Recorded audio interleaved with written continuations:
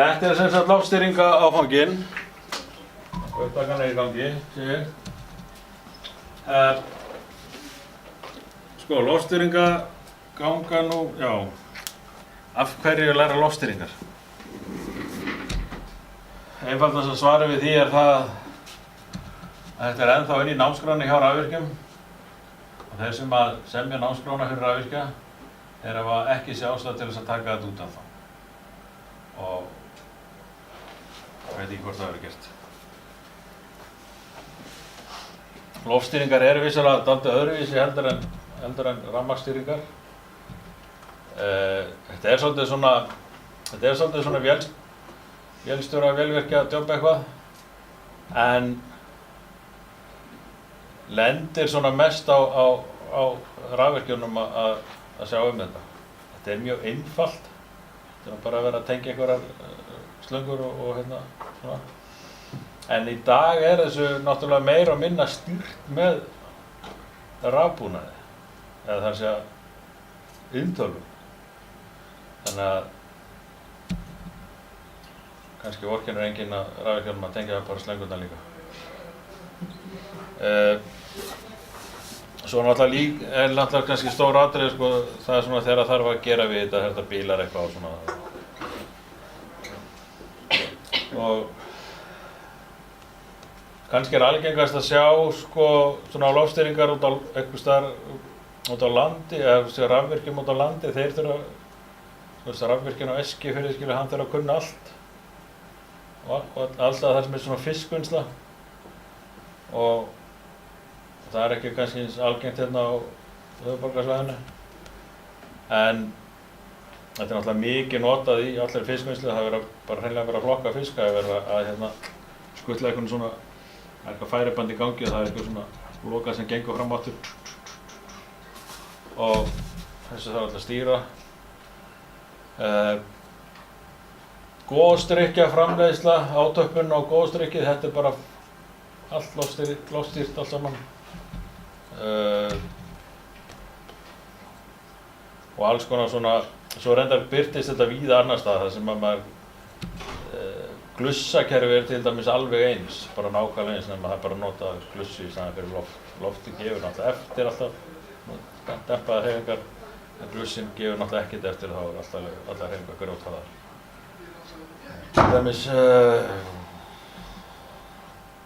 Til dæmis allt í vinnuvélum, sko.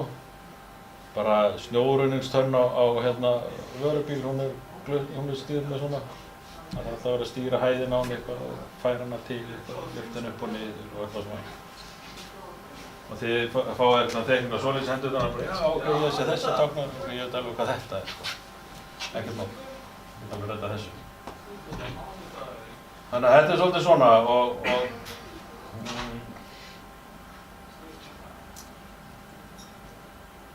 já, eins og segi, og síðan sjáu þið hérna upp á vegg hérna, sko, er svona búnaður sem að eins og hann er í dag. Það er svona eldri búnaður þarna sem þið þetta er að fikta hérna á borðinu, en síðan er svona nýrri búnaður hérna í dag sem við fengum gefins frá Marel. Og þessi tvö spjöld þarna hægra megin. Og þá er þetta bara svona módular einingar sem raða saman og svo er þetta bara tengt við útganga í inntölvu. Og það er náttúrulega inntölvu stýring sem að forrit sem að stýrir þessu. Marel er til dæmis mjög stór aðili í svona, þeir framleiða mikið af svona matvæla framleiðslu vélum, aðallega fisk og kjúkling. Og svo hafa verið að bæta við sig í kjöti, rauðu kjöti líka. Og samlokkar að frétti fyrir að þeir eru að gera eitthvað stóra samning við Costco. Ég er ekkert um Costco Íslandi, heldur Costco heimsvísu. Eitthvað kjötframleiðslu, eitthvað græjur. Þeir hafa verið að selja mikið af kjúklinga skurðargræjum í mörg ár erlendis og þeir eru með miklu stærri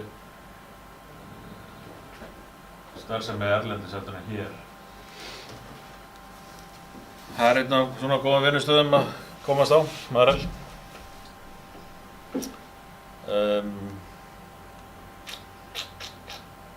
Einhverjar spurningar? Já, ég er ennþá að spá í þessu kerfi hérna. Já, ef að fara í Hvort ég sé að bara það sem að framlega rétt, sko. svona kennslukerfið, sko. Þetta er fyrsti áfanginn sem að við byrjum að skipuleggja svona mikið inn á dreinnáminu. Já. Og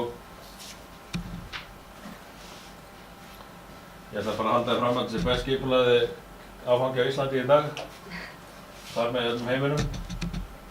En sagði þetta ekki síðast að fá líka? En hérna, nei, þessi, við erum búin að keyra þetta kerfi núna í smá vetur, sko, alveg sko svona, sko. Innunni eða? Hæ? Þannig að þetta er alveg ótengt innunni eða? Þetta er alveg ótengt innunni. Dreifnámið er sér kennsluvefur. Já. Og innan er heldur utan með einhverjum undan eitthvað. Ég þarf að handfæra allt þar inn, það er engin tengsl alltaf á milli. Það er allt þarna inni fyrir áfangan.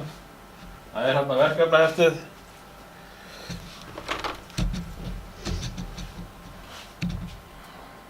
Við förum sem sagt í rauninni þrennt í þessum áfanga.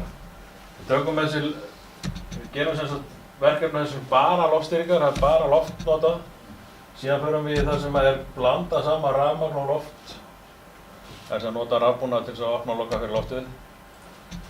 Og síðan í þriðja lagi förum við aðeins meira í forritun á logo. Já, þú veist, annarkvort hafi við kynst í eða muni kynnast í þá. Ekki það erfitt.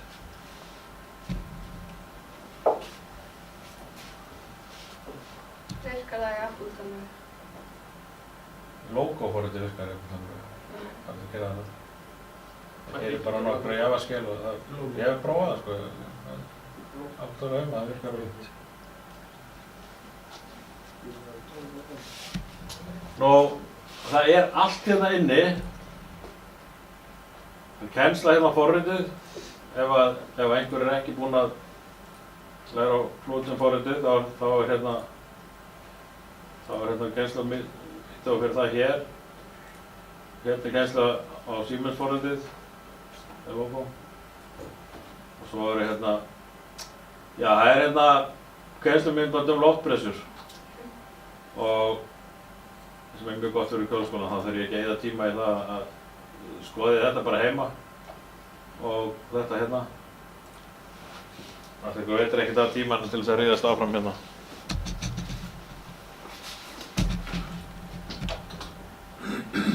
Ég er bara að sleppa einu þetta á Netflix og horfa á mig í staðinn. Þið getur sleppt þessu, þetta er í hinum. Ég ætla að klippa þetta út hérna. Svo kemur hérna. Þetta er teiknutákn og heiti á hlutum. Já, það er punkið á strafsleina, ég læt ykkur hafa eftir. Og svo eru bara kennsluvídeó alveg bara út í eitt. Sem þið getur bara spólað í gegnum. Fyrir hvert einasta verkefni. Þannig að þið bara leggja á stað og spurjið mig þegar ég með eitthvað spurningu. Ég næ miklu betur að aðstofa hvern og einn ef hinnir ég þarf aldrei að vera með svona fyrirlestra eins og núna. Þetta var ein upptakan í þessum tíma og svo fer hún bara hérna inn á vefinn fyrir þá sem mætti ekki í kvöld. Og Björgun var hérna, hann er að skrópa hann í öðrum tíma og eitthvað svona.